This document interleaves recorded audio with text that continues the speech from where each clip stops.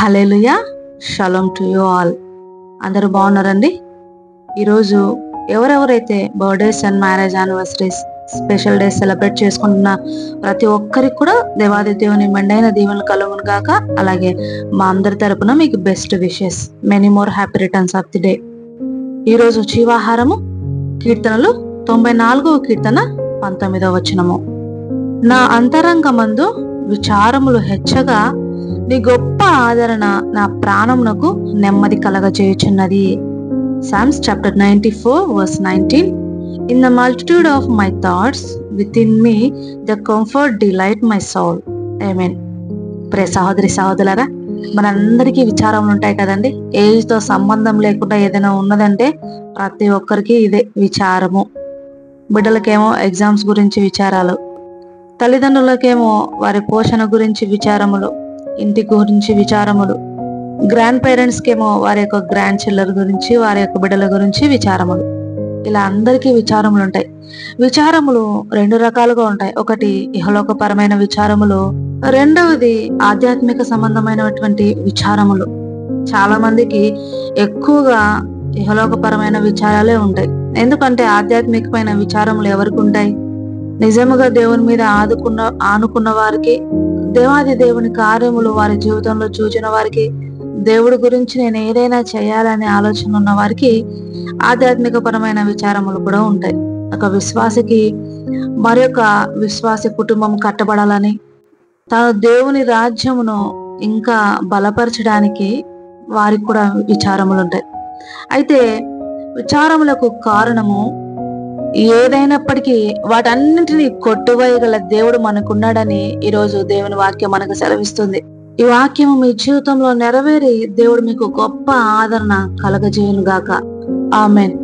మనము నెహెమ్యా గ్రంథము 2వ అధ్యాయం 2వ వచనం చూసినట్లయితే, ఇక్కడ నెహెమ్యా గారికి మొహము చాలా విచారంగా ఉన్నదట.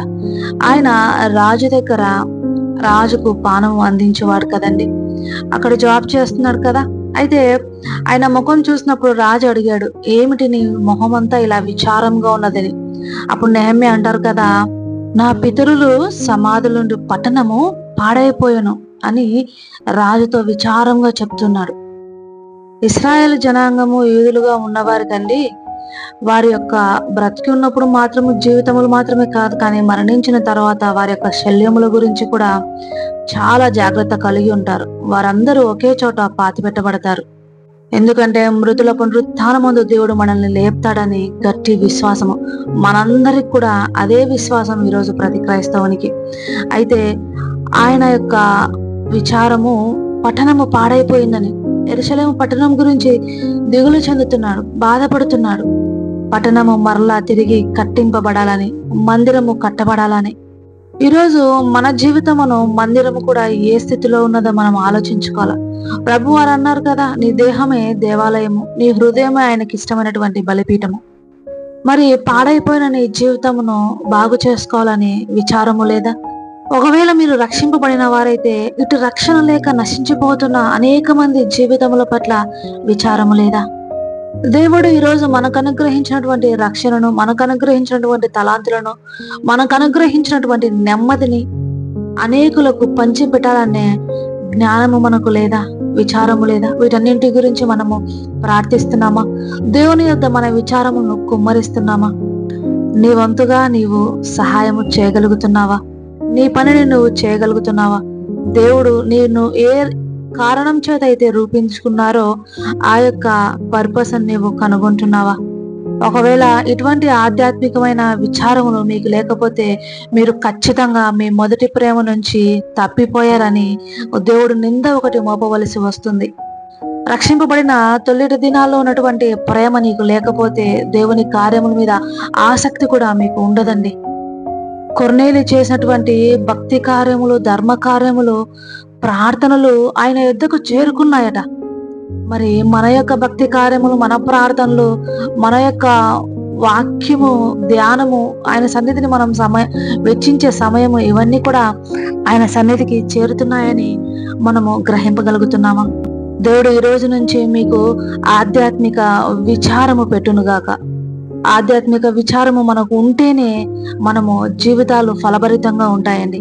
ఇహలోక సంబంధమైన విచారములు దేవుడు తీసివేస్తాడు. ఎప్పుడు మనం ఆధ్యాత్మికమైన విచారములు పొంది ఉన్నప్పుడు, మనము దేవుని గురించిన ఆలోచనలు కలిగి ఉన్నప్పుడు ఇహలోకపరమైన విచారములు ఆటోమేటిక్గా అవి వెళ్ళిపోతాయి. వాటిని తీసివేస్తాడు దేవుడు.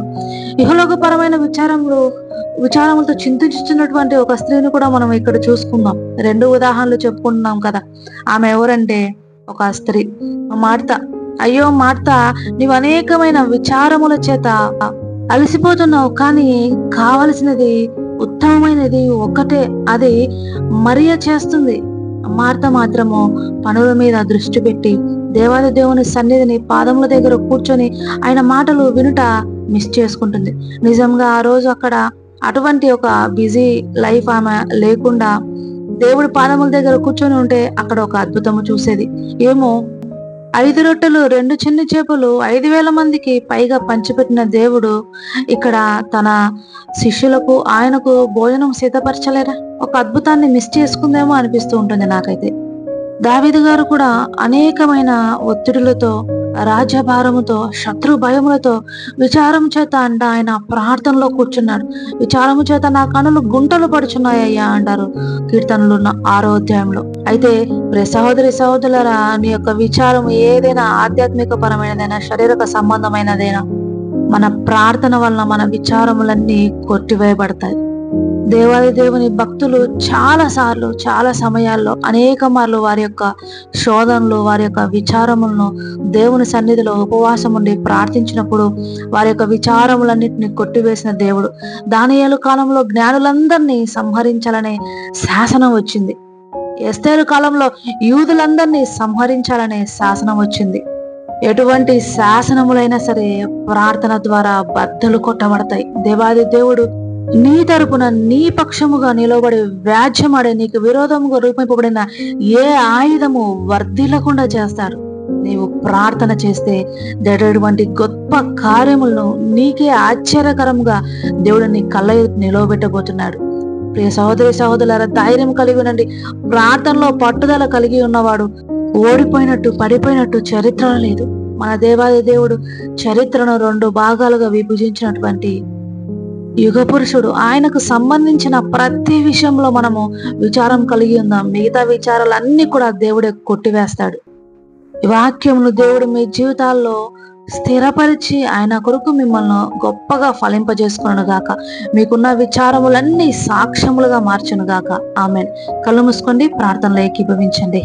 ప్రార్థన. స్తుతి స్తుతి స్తుతి స్తోత్రము స్తోత్రము స్తోత్రము. మహోన్నతుడ, మహాగణుడ, సర్వశక్తిమంతుడ, సర్వాధికారి, సర్వం మీద సమస్తం మీద అధికారము గల రాజా, మీకు వందనాలు స్తుతులు స్తోత్రములు తండ్రి. అయా వాక్యం విని ప్రార్థనలో ఏకీభవిస్తున్న ప్రతి ఒక్క బిడ్డ జీవితాన్ని చూస్తున్న దేవుడు వారి జీవితాల మీద ఏలుబడి చేసినటువంటి ప్రతి ఒక్క విచారములు కొట్టివేయబడిన గాక. అది ఆధ్యాత్మిక సంబంధమైనదా, శారీరక సంబంధమైనదా, దానితో పోరాడలేక అలసిపోతూ వారి యొక్క దేహములను ప్రాణములను బాధించుకుంటున్న ప్రతి ఒక్కరి ప్రాణమును ఉజ్జీవింపజేయండి ప్రభా. విడుదలను దయచేయండి ప్రభా. వారి కాడిని కొట్టివేయండి, వెరగొట్టండి తండ్రి. ఆధ్యాత్మిక జీవితంలో వెనకబడిపోతున్నారా? మరలా శోధనలకు లొంగిపోతున్నారా? పడిపోతున్నారా? లేదా ఇహ సంబంధమైనటువంటి విచారములతో, అప్పులతో, ఆర్థిక సమస్యలతో, డిప్రెషన్స్ తో, లోన్లీనెస్ తో, సూసైడల్ థాట్స్ తో, అప్పులతో, మూయబడిన గర్భములతో ఎంతమంది అయితే కృంగిపోతున్నారు, వారి విచారములు, వారి కాడిలన్నీ విరగొట్టబడను గాక. అయ్యా, మీ యొక్క సన్నిధి వారి జీవితంలో, మీ యొక్క పునరుత్థానపు శక్తి వారి జీవితంలో ప్రవహించును గాక. 30దంతలుగా, 60దంతలుగా, 100ంతలుగా సారవంతమైన భూములుగా వారి బ్రతుకులు దున్నబడి మీ కొరకు ఫలభరితమైన ఫలములు ఫలించుదురు కాక. ప్రతి బిడ్డను పేరు పేరున కుటుంబములుగా మీ పాద సన్నిధిలో సమర్పించుకుంటూ సమస్త స్తుతి మహిమ ఘనత మీకే చెల్లిస్తూ నా ప్రభును నా రక్షకుడును త్వరలో రానయ్యిన నా యేసు నామములో అడిగి వేడుకుంటున్నాను పరమ తండ్రి.